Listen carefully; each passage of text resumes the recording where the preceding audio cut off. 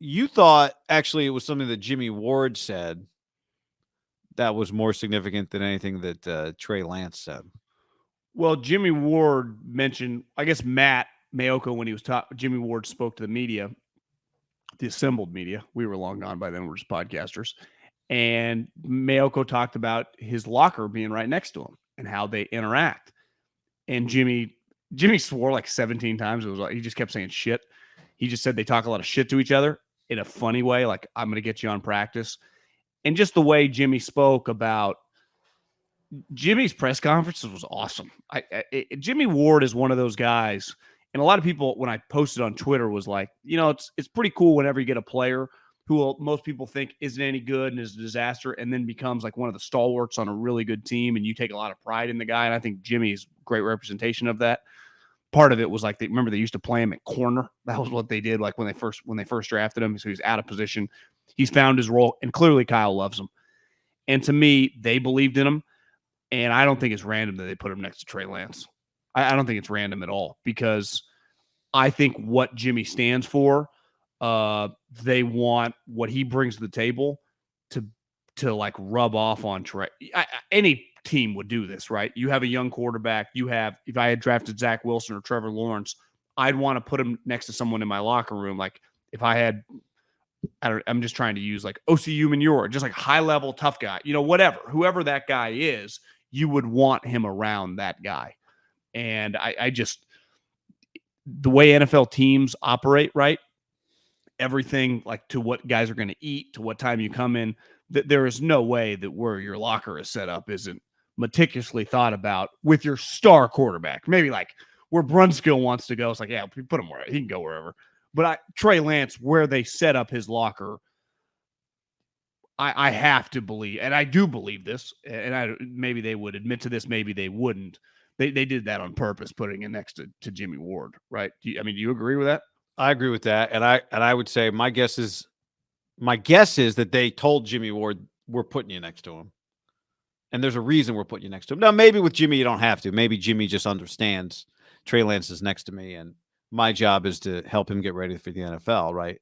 I mean, I think one of the things we saw last year a lot with Joe Burrow, we've seen in Joe Burrow's career, a lot of the Joe Burrow mic'd up stuff is Joe Burrow talking to defensive players, introducing himself, or like kind of having fun, talking a little trash or whatever. And because that's what happens, especially with young quarterbacks, especially with highly drafted quarterbacks. People say shit to them, right? And I think that's part of the value of Jimmie Ward, is not just probably from an X and O standpoint talking ball. Like when they walk off the practice field, they're sitting next to each other. Like it's very easy to have a casual conversation about what just happened. You're not in the meetings a lot, right? You meet with your own position group. Yeah. So you meet with people who look at what you do from the same position that you look at it from, whereas Jimmie Ward looks at it from the other side, right? When practice happens, where does Kyle Shanahan stand? Behind the quarterback. When John Lynch is out there, where does John Lynch stand? On the other side of the field, behind the defense. Just how he naturally. No, I'm not to say he never stands behind the quarterback, but there is more room on that side. There's much more room. That's where I stand. I'm more of a defensive guy myself, John. I like to stand behind the defense. I'm an offensive guy, but I gravitate to that side because, again, the real estate. A lot of real estate on that side. I'm big. I just watch the trenches, so that's my thing. That's where I was raised. But I think partly it's about reporters come and talk to you. When you're in the locker next to the guy who is, someone who's talking to, you get to watch how that person has that interaction. All these little things, right? I think that'd be one of them too. Probably more of an old school thinking to specifically think about that, because people are going to naturally come to the quarterback as well. But I think there's all these little things. One thing that Kobe Bryant said, that just, he's on so many like motivational Instagrams that I scroll through, and I run into this one every once in a while, that like he wanted to be remembered as a talented overachiever. And obviously Kobe's talent, given his sport, was higher than Jimmie Ward's. But when I think Jimmie Ward, I do think an overachiever. And I think ultimately you want all your talented players to be and gravitate to be overachievers. Like ideally, like Tom Brady's an overachiever, right? LeBron James, Steph Curry, these guys are overachievers despite their immense talent. Tiger Woods was an overachiever. So if Trey's going to be a great player, he's going to have to be an overachiever. Like if he's really going to live up to everything. And to me, you put him against a guy that I mean, a couple years ago, we're like, is this guy playing the NFL to like now having to just being one of the mainstays, as he said, one of the best defenses in the league. 5 years into his career, he'd started 8, 10.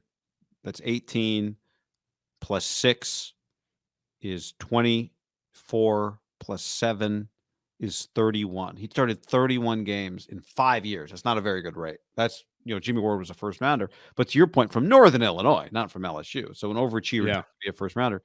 And then, first of all, how talented do you have to be for 5 years to not to miss that many games and still come back for year 6? Right. Was a first rounder, but still, I mean, he had gone. How many coaches did the guy see? Tom Sula, Chip, then Kyle. But to me, clearly, like Kyle and John, like we have a pretty good idea what they look for in guys, like the type players they like, right? Even I'm not even talking about on the high. Harbaugh would have liked, Harbaugh, I'm sure liked this guy too, but like they like Hufungas, right? They like Brunskills. Everyone likes Trent Williams. Like everyone's gonna like Deebo Samuel, but like truly the type guys they like, it's pretty clear. Now Jimmy's on the higher end of that. I wouldn't put him in the high end group of the players, right? He's not the Bosas, he's not the Trents, he's not even the Kittles, but he's in the next tier. And there are a lot of guys like Jimmie who 5 years into the league wash out when they're in those situations. Like, what's this guy's deal?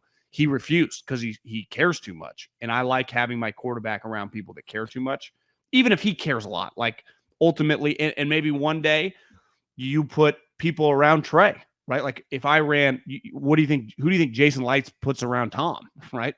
People, young guys that he wants to. I bet Bill did it for years, right? Or Phillip Rivers or whoever, Eli Manning.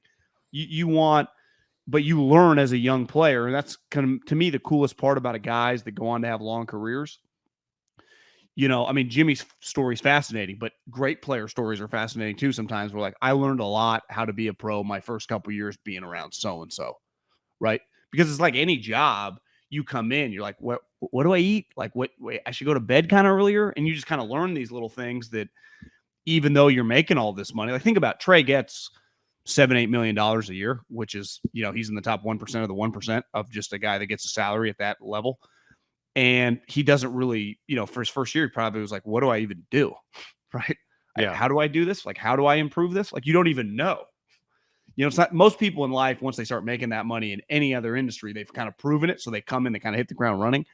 Sports, and specifically like the NFL and basketball, because you go to the show immediately, I give you a lot of money, and then the expectations just immediately start. Like, you better figure it out quick. So it's like the coaches can only do so much. You are very dependent in football specifically on your locker room. And this gets back to what we talked about, the Kinlaw stuff over the last couple of days. Like ultimately why you feel incredible just on a day-to-day basis for the Niners, your locker room is filled. Honestly, they kind of have a Patriot vibe, a lot of their guys, of just like pretty serious football lovers. Like when you looked at the McCourties and the Hightowers and the Edelmans over the years, it's like, God, these guys fucking love this shit. Well, Jimmie Ward is like he's like, got a I bet Belichick would like Jimmie Ward. Yeah, I mean, he's not, I don't know if I'd say he's got a Matthew Slater-like vibe, but Jimmie Ward is coming into year 9 on one team. I don't know how many guys. You said his first year was Harbaugh's last year? His first year was 14. How many guys that aren't Pro Bowlers last all those coaches and all those administrations? First of all, how many guys that aren't Pro Bowlers, even if it's one coach on the same team, last 9 years on the same team? It'd be pretty rare. It's a pretty unique sweet spot, right? Of not a highly, highly paid guy, not a Pro Bowler, but also definitely an NFL starter. Not cheap, though. But not cheap, but 9 years on one team, that's what he's coming into. 9 years. That's 9 years in the league is an extreme. You are an outlier then. But even among vets, to be 9 years on a team, it doesn't happen without I mean, if you're not a star or a high-level guy, how do you stay on a team for 9 years? Well, think about it. It feels like Armstead's been on the team forever. He's been on the team longer because Armstead came in the next year. Yeah. But it's easier. Like if you told me, who last? The 5'11" safety, kind of free safety, strong safety, kind of this hybrid. He's hurt for his first 4 years, basically. Yeah, or the 6'7" guy from Oregon who, is 280 pounds, can play end and tackle, and can pass rush inside. It's like both. Turns out both. Because both of them have in common, right? They're pretty just impressive guys. Yeah. Think about how much coaching Trey Lance has had in the last year now. Between Kyle and Mike McDaniel, all the Niners offensive coaches, plus Quincy Avery and Adam Dado and whoever else has been coaching him off of Niner ground. He's had a lot of coaches, a lot of coaching, there's a lot going on for him. Having a player who's not coaching you per se, who's not talking about your footwork necessarily, who you can just talk to but also get something from is pretty valuable, pretty unique. It's the importance of having a good locker room. It's something that, it's kind of nerdy. We don't talk about that much because ultimately one season, no one cares. Like, are you winning or losing? But it's stuff that I think GMs and coaches talk about 24/7. 365. When I was in the NFL, it was constantly like, what would this guy be like? He's always friends with this guy. Oh, this guy mixes in. I mean, I think it's a good example. Like, I crushed the move, but I do understand, like, we need to trade for a wide receiver. There's not going to be a wide receiver in the draft. We don't want to pick any of these people. We need to get Kyler help. And we use pick 23 to get Hollywood Brown, who just caught 90 catches, that they're boys and they've known each other for 5 years. Right? Like, to me, that value, like Steve Keim would tell you, like, I value that more than everyone on the internet shitting on me. Right? That these guys are fucking homies for years and they played together before. Like, I value that more than everyone else. Clearly, but we'd also be like, Steve, you shouldn't have to go to that extreme. I agree. But my point is, like, that's an example of, like, there should be a sweet spot. I'm just saying that it does. Like, AJ Brown and Jalen Hurts, like, they're buddies, like, they're friends. I think from, like, either growing up. Oh, I didn't know that. Out in college, yeah, they're friends.